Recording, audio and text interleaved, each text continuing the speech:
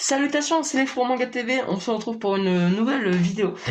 Cette vidéo, à quoi va servir? Comme vous voyez dans le titre, et peut-être dans la miniature si j'ai le temps de la faire, tout simplement, on va parler du tome 1 de One Piece. Voilà, la présentation du tome 1 de One Piece. Alors, j'ai enlevé ça parce que c'est vraiment relou pour vous montrer les images, donc ça dégage.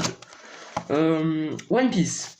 One Piece, c'est vraiment l'un des mangas que j'adore parce que c'est un manga de pirate et après il y a tout l'univers des pouvoirs qui sont avec que j'expliquerai dans le manga, tout simplement.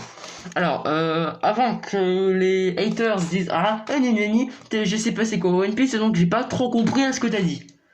C'est pas une vidéo sur l'univers de One Piece, c'est une vidéo sur le tome 1 de One Piece, pas l'univers. C'est voilà. Alors, on va commencer. Dans One Piece, il y a un moment où le big boss, quoi, le roi des pirates, qui se nomme, voilà, Goldie Roger. Goldie Roger, c'est le roi des pirates et il a un max de butin. Et vu qu'il s'est rendu, il va se faire exécuter parce qu'il a fait plein de crimes.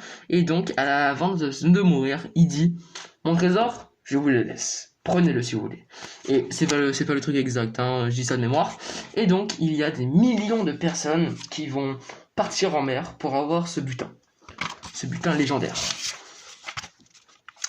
Donc le chapitre 1, voilà, le chapitre 1. Alors, je vais pas dire tous les chapitres, mais le premier chapitre dans One Piece, c'est quand même, pour comprendre le manga, c'est vraiment important. Alors, ça commence dans une, je vais pas vous montrer toutes les images, hein, quelques images importantes. Ça commence dans une petite île, dans une toute petite île où des pirates résident dans cette île. Des pirates qui ne sont pas méchants, des pirates extrêmement gentils. Et dans cette île, il y a un petit garçon qui s'appelle Monkey D. Luffy. Il est là. Alors, il est petit au chapitre 1. Après, il grandit, vous inquiétez pas. Et en fait, il est dans il est avec les pirates parce qu'il veut devenir pirate. Sauf que les pirates, eux, ils veulent pas. Ils veulent le laisser parce qu'ils sont quand même gentils, les pirates de cette île. C'est pas des pirates pilleurs, méchants, non. Voilà. Donc, ils sont commandés par Shanks le roux. Et donc c'est un peu la fiesta, voilà. Et à un moment, il y a le chef des brigands, Ikuma, voilà, Iguma, voilà, j'ai pas l'accent japonais, qui arrive parce que les pirates, ils squattent le bar. Donc lui, il arrive et il fait: j'ai soif. Sauf que, il y a plus à boire vu que les pirates, ils ont tout bu. Et c'est là qu'il y a une petite baston où Iguma attaque Shanks. Et donc, met Shanks en PLS, sauf que Shanks c'est pas du tout défendu. Donc Luffy, à la fin de ce combat, il dit: mais pourquoi tu t'es pas battu, nanani, nanana, pourquoi tu t'es pas battu? Donc Shanks fait: ah t'inquiète. Donc il part, il touche le bras de Luffy, Luffy, et c'est là qu'en fait il se rend compte qu'il a mangé le butin qu'ils avaient amené, un fruit du démon qui donne un pouvoir. Le mec a pas de bol. Donc il peut allonger tous les membres de son corps comme un élastique. Et c'est là que il est élastique, quoi. C'est là d'où il vient son pouvoir. Donc les semaines passent, les pirates sont partis.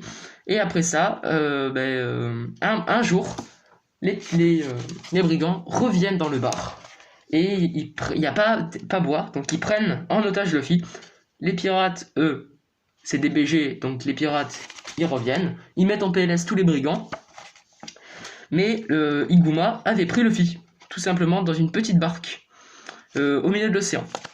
Pourquoi dans une barque au milieu de l'océan? Parce que quand tu manges un fruit du démon, tu ne peux plus nager, c'est fini. T'es pirate, il y a tout autour de toi, c'est de l'eau, sauf que malheureusement il n'y a plus d'eau et tu peux pas aller dans l'eau.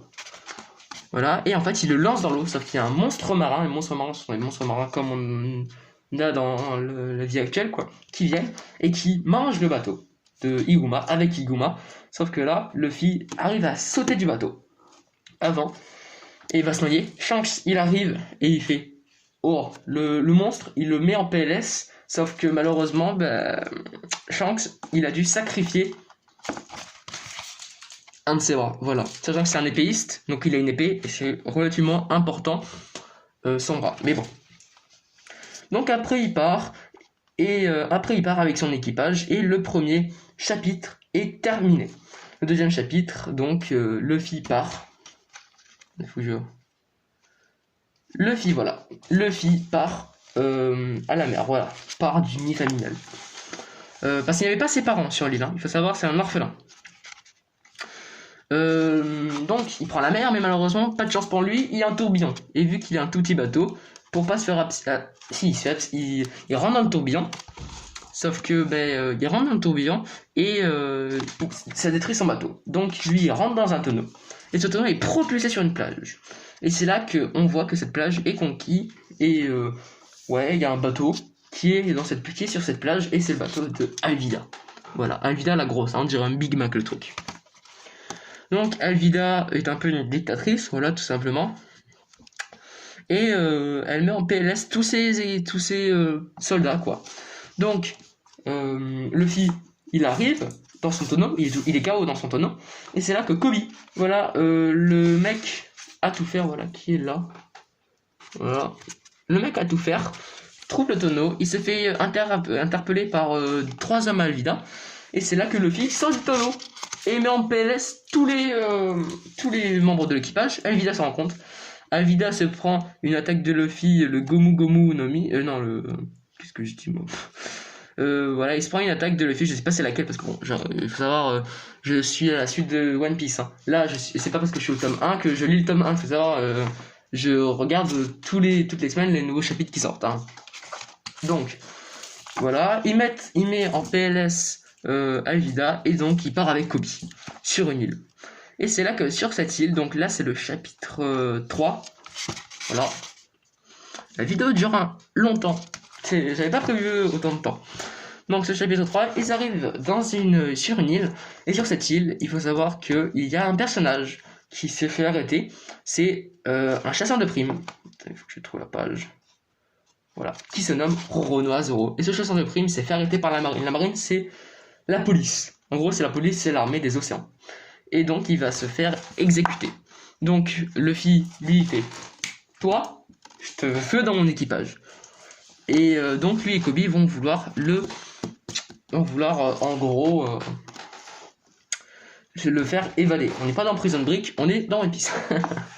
Voilà, ils veulent le faire évader. Et c'est là que après il y a plein de personnages qui arrivent. Il y a Elmep, il y a la fille qui donne à manger à Zoro, mais on sait pas trop c'est qui. Donc là c'est un petit peu un peu moyen cette zone. Donc je vais pas trop vous la parler. Je vous laisse la découvrir par vous-même, voilà. Donc, à un moment, en fait, Elmep, c'est le fils du colonel le dictateur, quoi, de la zone, le chef de la marine, que de cette zone, hein, de la petite base de la marine, c'est le chef. Et en fait, Elmep, c'est le fiston, sauf que c'est Louis Vignac. Voilà, c'est le fiston. Oh, monsieur, voilà. Et donc, en fait, tout le monde a peur de son père. Donc Luffy, lui, pour faire évader Zoro, il monte avec ses bras élastiques, il monte sur la façade, l'immeuble, en gros. Sauf que Morgan, voilà, qui est là, le colonel Morgan, il s'aime un peu, donc il veut mettre une statue de lui. Et c'est là qu'en fait, il arrive en plein dans sa statue. Là, c'est pas de bol. Et donc, s'ensuit un combat. Il arrive à libérer Zoro. Donc là, je vous laisse un peu le combat parce que dans One Piece, vraiment, les combats sont exceptionnels. Et donc, ils arrivent à libérer Zoro. Ils arrivent à vaincre Morgan. Ça, je vous apprends rien. Et en fait, on sait que le rêve de Zoro, c'est de devenir le meilleur épéiste du monde parce que c'est comme Shanks, c'est un épéiste. Donc voilà, ils arrivent à battre Morgan. Et donc, tout le monde les aime. Sauf que bon, ça reste des pirates. Donc, Roronoa Zoro rejoint l'équipage de Luffy. Et Luffy dit à Kobe, reste dans cette zone. Son rêve, c'est de devenir amiral de la marine. C'est le plus haut grade. Donc, ils partent tout simplement. Ils laissent Kobe sur place pour qu'il apprenne à être commandant de la marine. Et c'est là que, du coup, ils arrivent à prendre une petite barque. Voilà, on est déjà au chapitre 8. J'ai loupé quelques chapitres. Je m'en excuse. Et sur cette petite barque, ça fait quelques semaines qu'ils sont là, ils ont plus à manger, et donc ils voient une mouette. La mouette, Luffy essaie de la choper avec la débord élastique, sauf que la mouette l'emporte, et quand Zoro va voir la mouette, parce qu'il y a Luffy dans la mouette, c'est un peu bizarre comme ça, ouais, faut la découvrir par vous-même, c'est un peu complexe à décrire, sauf que là il voit 3 bonhommes qui sont dans l'eau, et ces bonhommes en fait ce sont des pirates, donc il aide Zoro, et là on apprend qu'en fait il y a une voleuse qui leur a volé leur bateau, et en fait les a mis dans l'eau. et à voler leur trésor aussi. Donc ils décrivent la voleuse et en même temps là on a un flashback vers Luffy, que Luffy arrive sur une île et il voit cette voleuse. Donc cette voleuse en fait elle se fait courser par les pirates, les autres membres de l'équipage des pirates qui sont avec Zoro. Et ça se termine ainsi. Donc voilà, j'espère que cette petite présentation vous avez bien aimé. Donc il y aura aussi on fera tout ça jusqu'au tome 25. Voilà. Non, jusqu'au tome 10 pour voir si vous aimez. Et après, moi je vous dis à plus les gens.